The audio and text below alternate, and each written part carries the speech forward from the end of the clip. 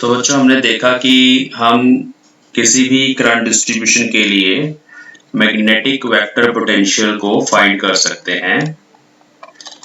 Magnetic vector potential is represented by a vector, or for a current element I can write its expression as like इस तरह का हमारे पास कोई current element है ideal vector और किसी पॉइंट P पे जिसका पोजीशन वेक्टर r वेक्टर है, I want to write magnetic vector potential now. So the expression is small magnetic vector potential dA vector is equal to mu naught by 4 pi IDL vector by r. So this is the expression for small magnetic vector potential due to a current element. इसको in terms of current density भी लिखा जा सकता है mu not I by 4 I नहीं आएगा उसमें mu not by 4 pi ideal vector की जगह j vector dv divide by r. तो this is the small magnetic vector potential for a current element. और हमने देखा कि अगर हम इसको इंटीग्रेट करते हैं करंट एलिमेंट को हम इंटीग्रेट करते हैं इस पूरी इक्वेशन को तो टोटल मैग्नेटिक वेक्टर पोटेंशियल आ जाएगा. तो हमारे पास यहाँ से ए वेक्टर आ जाएगा बाय डूइंग लाइन इंटीग्रेशन. अगर डीएल की फॉर्म में कर रहे हो आप तो you have to do line integral of this equation. तो डीए वेक्टर की लाइन इंटीग्रेशन करके आ जाएगा. ये हम करेंगे अभी किसी करंट डिस्ट्रीब्यूशन के लिए. जनरल फॉर्मूला है करंट एलिमेंट के लिए. अलग अलग तरह की करंट डिस्ट्रीब्यूशन में हम मैग्नेटिक वेक्टर पोटेंशियल आप फाइंड कर सकते हैं. ठीक है. और अगर आपके पास ए वेक्टर आ जाएगा then by using the equation B vector is equal to del cross A we will get magnetic field due to that current distribution. तो अब थोड़ा सा जो पाथ है वो डिफरेंट है. अब इस केस में हम पहले मैग्नेटिक वेक्टर पोटेंशियल फाइंड करेंगे और उसके बाद मैग्नेटिक फील्ड तक जा सकते हैं.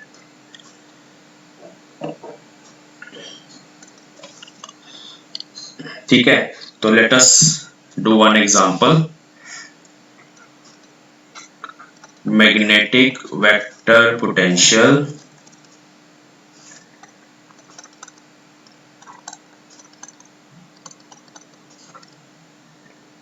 for a long straight wire carrying current I. ठीक है. देखिए बहुत इजी है.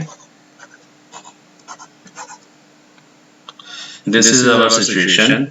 हमारे पास एक long current carrying straight conductor है लाइक दिस. स्ट्रेट मान लो इसको. करंट जो है आई करंट है ऊपर की डायरेक्शन में जा रहा है. Here is origin. यहाँ से ये x axis है.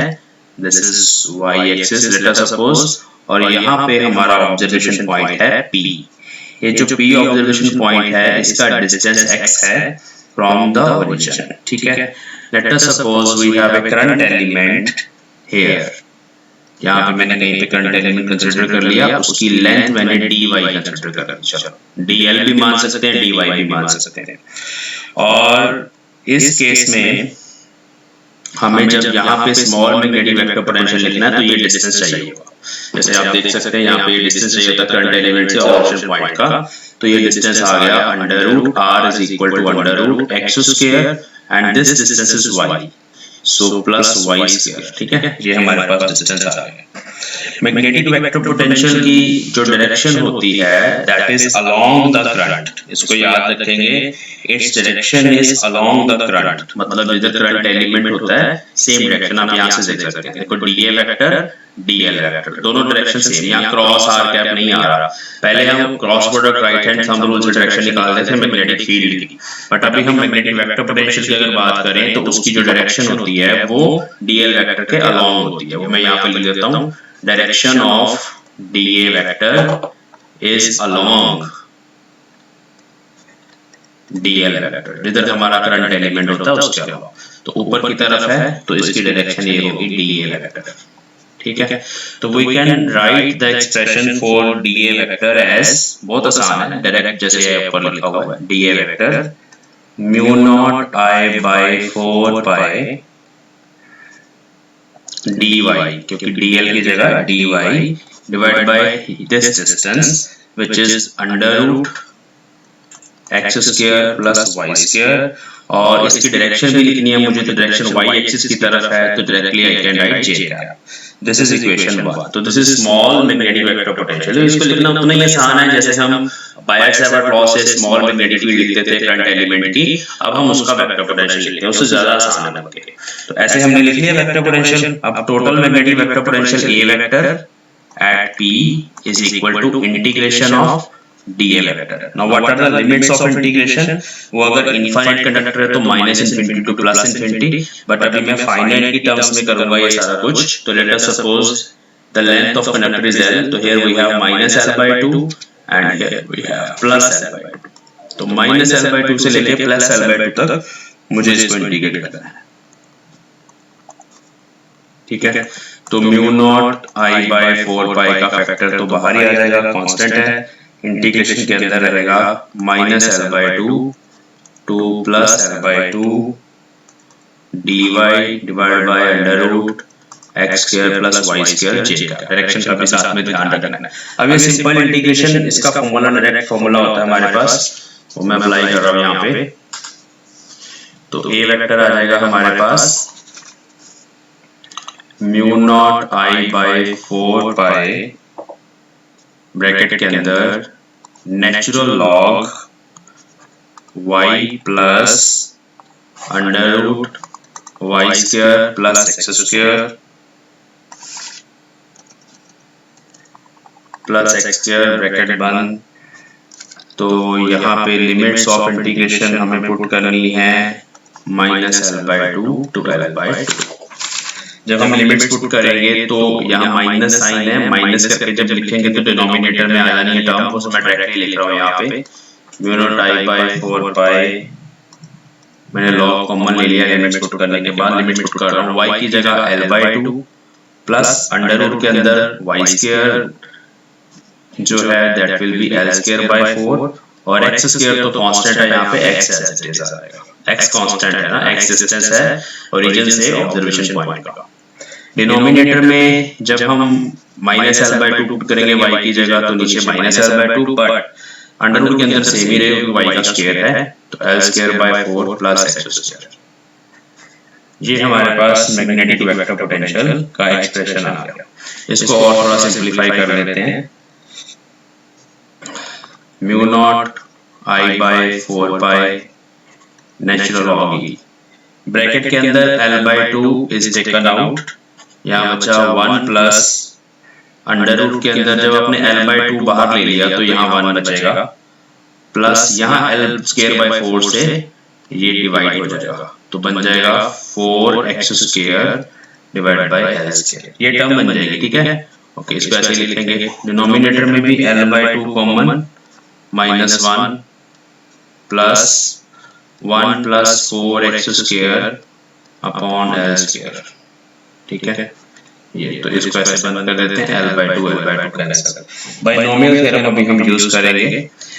इस टर्म की पावर हाफ है तो वो फर्स्ट ऑर्डर तक जब हम एक्सपेंड करेंगे हाफ अंदर आ जाएगा, यहाँ पे मल्टीप्लाई होगा, ऐसे ही यहाँ पे मल्टीप्लाई होगा। तो apply binomial theorem in the case if wire is infinitely long, if wire is infinitely long, अगर वायर बहुत बड़ी होगी बच्चे तो x by l will be less than 1, l is very large, x is small, तो x square by l square is also very small, तो binomial लग सकती है।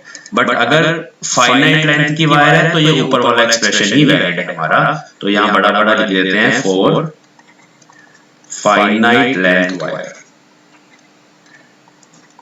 तो उसके लिए अगर आपको पूछा जाए तो आपने एक भी छोड़ देना, लेकिन अगर इनफाइनाइट के लिए केस करना आगे तो यहाँ बाइनोमियल थ्योरम अप्लाई करेंगे। उसके लिए फिर ये बन जाएगा a vector mu not I by 4 pi natural log e, ठीक है, और अंदर अब ये वाला 1 एज इट इज, और ब्रैकेट के अंदर ये वाला 1 भी एज इट इज, लेकिन प्लस अब ये हाफ से डिवाइड होगा तो यहाँ आएगा x स्क्वायर बाय 2 आएगा ऊपर फैक्टर, जब ये हाफ 2 से मतलब डिवाइड होगा ना, ये वाला फैक्टर हाफ से मल्टीप्लाई होगा तो यहाँ आ जाएगा 2x square by x square, ये फैक्टर आ जाएगा। और डिनोमिनेटर में देखिए क्या आ रहा है, -1 as it is, +1 as is, ये वाला ब्रैकेट वाला, और बाकी तो वही हमारे पास पावर हाफ है, तो 2x² बाय l², ये रहेगा नीचे।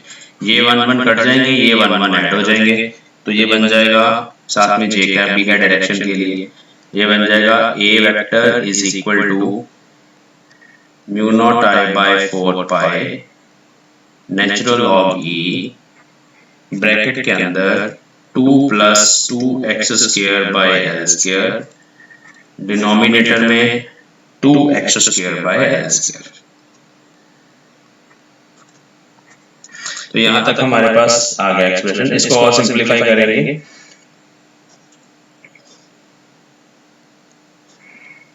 टू का फैक्टर कॉमन आके कैंसिल हो जाएगा हमारे पास, और x² बाय l² को हम डिवाइड कर देंगे, मतलब दोनों के नीचे लगा देंगे 1 बाय x² प्लस l², और इसके नीचे भी x² बाय l²। ठीक है, तो देखना क्या बनता है। तो ये आ जाएगा रिजल्ट हमारा mu naught I by 4 pi natural log 1 plus l² by x² j का, ये एक्सप्रेशन आता है। Now again as l² by x² is greater than 1, है ना, ये चीज है ना मेरे पास, x बहुत छोटा है, तो 1 को यहां से भी निगलेक्ट कर देंगे हम,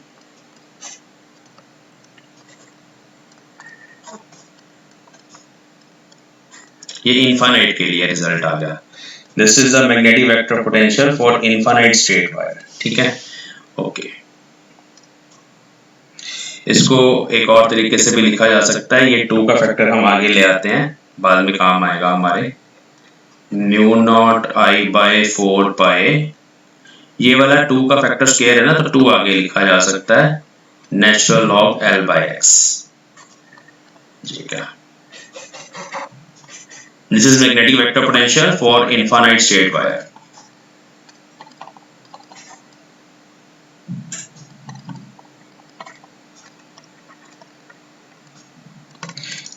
Now we can find magnetic field by calculating curl of this expression. ठीक है, to get B vector of infinite wire, हम infinite वाला केस ही कर रहे हैं, आसान है ये, del cross A vector is B vector, तो इसकी कर्ल कैलकुलेट करनी है, तो B vector will B I cap J cap K cap partial over partial x partial over partial y partial over partial z। Curl ऐसे calculate होती है ना, और A वेक्टर का सिर्फ और सिर्फ y कंपोनेंट है, तो ये 0 यहाँ आ जाएगा, mu naught I by 4 pi 2 log e, सारा एक्सप्रेशन l बाय x, और लास्ट कंपोनेंट भी 0, ये ऐसे होगा। अब जब हम क्रॉस मल्टीप्लाई करेंगे तो ये हमारे पास बन जाएगा mu not by 4 pi into 2y into partial over partial x of natural log e l by x, उसके साथ आएगा k का। जब आप कैलकुलेट करेंगे ना, इसको इससे मल्टीप्लाई करेंगे 0 को, इसको इससे करेंगे, तो वो टर्म्स कैंसिल ही हो जानी है, ये वाली टर्म बचनी है, partial partial x with respect to this. ठीक है, चलो ये आप कर्व खोल के देख लेना, यही आएगा। तो अब आप पार्शियल ओवर पार्शियल x अगर इस चीज का करें, तो your answer will be B vector is equal to mu not by 4 pi into 2y। अब partial over partial x of log l by x is 1 by l by x, और फिर हम इसके बाद जो ब्रैकेट है l बाय x, उसको जब डिफरेंशिएट करेंगे तो minus l by x square आएगा मेरे पास, और साथ में k का 1 बाय x का derivative minus 1 by x square, l से l कैंसिल हो गया, यहाँ पे ये एक x यहाँ पे कैंसिल हो जाएगा, एक सिंपली x बचेगा विद माइनस साइन। चलिए ये वाला फैक्टर ऐसे रहने देते हैं, mu not by 4 pi 2i by x with negative sign k का, ये डायरेक्शन के लिए आया नेगेटिव साइन, तो this is mu naught I by 2 pi x। तो आपको पता ही है ऑलरेडी कि this is the magnetic field due to an infinite straight conductor. और इसकी direction z axis negative z axis वाली है, जो हमारी सिचुएशन थी, करंट ऐसे जा रहा था, यहाँ पे पॉइंट था, हमने इधर x माना, इधर y माना, तो z ऐसे बाहर की तरफ होगा, बट इस पॉइंट पर मैग्नेटिक फील्ड अंदर की तरफ बनेगी inward, right hand thumb rule से, तो माइनस k कैप अपने आप डायरेक्शन आ रही है। तो this is the procedure to find the magnetic field of any current element. कुछ कॉम्प्लेक्स तरह की जो हमारे पास करंट डिस्ट्रीब्यूशन होती है, वहां पे प्रोसीजर हमारी हेल्प करता है। लास्ट लेक्चर में हमने वेक्टर पोटेंशियल को ड्राइव किया था और बायट-सैवर्ट लॉ को यूज़ किया था। आज हम रिवर्स एक्सप्रेशन करने वाले हैं फाइंड। देखो वेक्टर पोटेंशियल लिख लेते हैं, A vector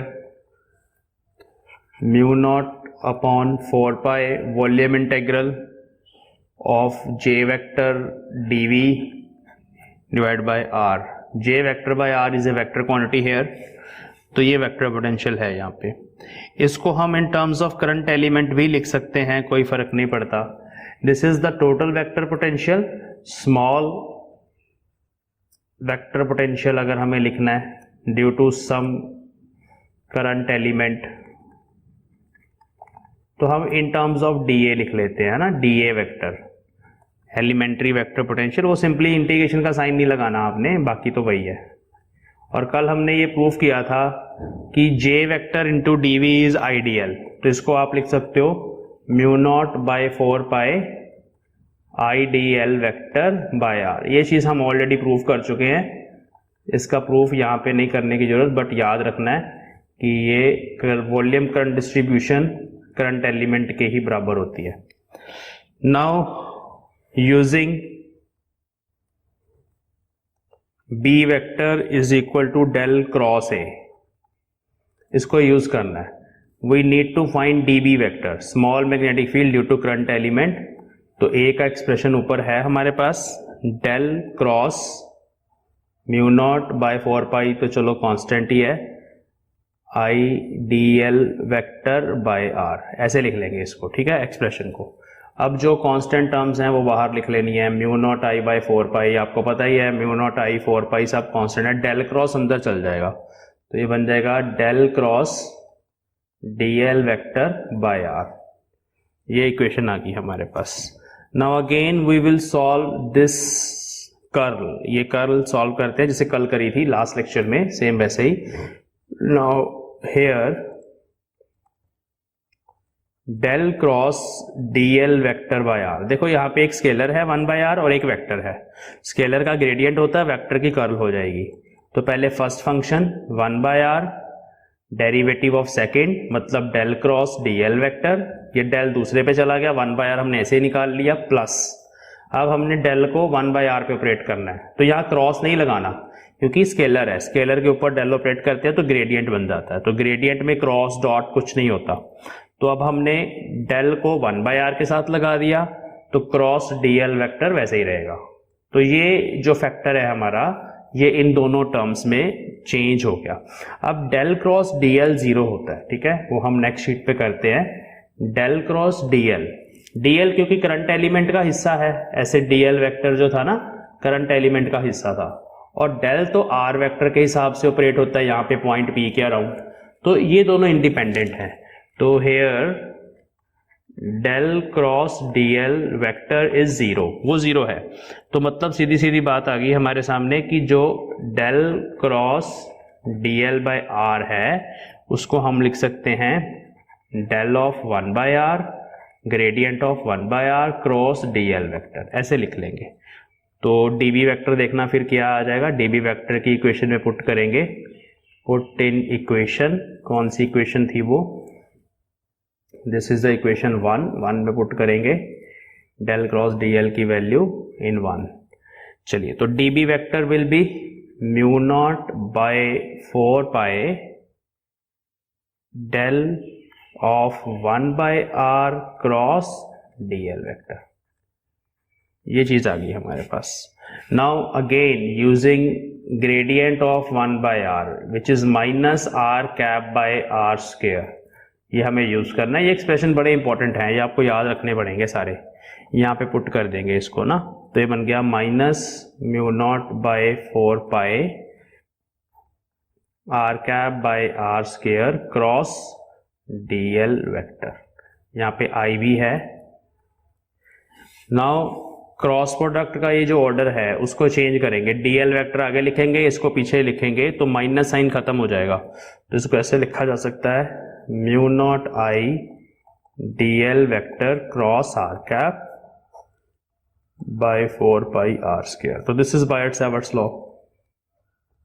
the small magnetic field due to current element is given by this expression. ठीक है, तो दिस इज बायट-सैवर्ट लॉ। तो यूनिवर्सिटी एग्जाम्स में जो आपके बोर्ड एग्जाम फाइनल एग्जाम्स होने हैं उसमें ये डिडक्शन भी साथ में पूछ ली जाती है 3-4 नंबर में। Expression for vector potential, A vector भी इंपॉर्टेंट है, और ए वेक्टर से मैग्नेटिक फील्ड दोबारा कैसे फाइंड करनी है वो भी इंपॉर्टेंट है।